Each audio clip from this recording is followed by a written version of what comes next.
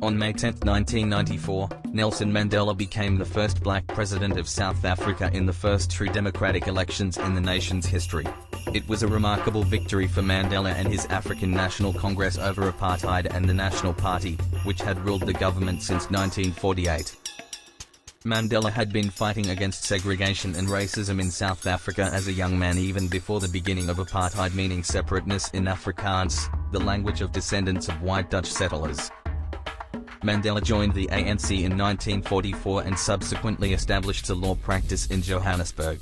He started the ANC Youth League, which helped form a new strategy to combat apartheid, the Programme of Action. Arrested in 1952 and charged with violating the nation's Suppression of Communism Act, Mandela was given a suspended sentence of 2 years, to be followed by 9 months of hard labor. This would not be the last time he was arrested. Mandela, along with more than 24 colleagues, was acquitted of treason in the spring of 1961. Between his arrest on that charge in 1956 and his acquittal came an event that would force a change in tactics for Mandela and the ANC.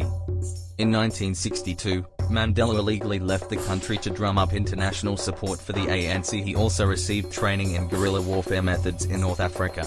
Upon his return, he would be arrested and charged with leaving the country illegally and inciting workers to strike. His conviction resulted in a 5-year sentence.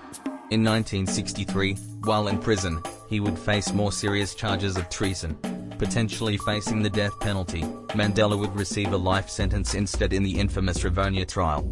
He would spend the next 27 years behind bars but remained a leader of the anti-apartheid movement. For 18 years, Mandela was forced to do hard labor at Robben Island prison. While in prison, Mandela completed his autobiography, although it was not released until after his release. His colleague Oliver Tambo led a campaign to free Mandela beginning in 1980. Mandela resisted offers of conditional release a number of times before actually gaining his freedom in 1990. Mounting political pressure from inside South Africa and beyond, along with fears of a civil war, led President F.W. de Klerk to release Mandela in February of 1990. Mandela was named the head of the ANC after his release. Mandela and de Klerk would subsequently begin talks aimed at ending apartheid and fomenting true democratic elections. Mandela and de Klerk would share the 1993 Nobel Peace Prize for their efforts.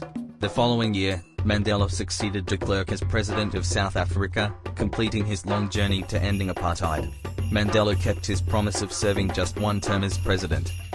Mandela was feted internationally for his devotion to equal rights for all. He oversaw the writing of a new South African constitution, one that banned discrimination against minorities, including whites. While he received some criticism for what was seen as radically leftist ideals, Mandela became an icon and is still revered globally. He died on December 5, 2013.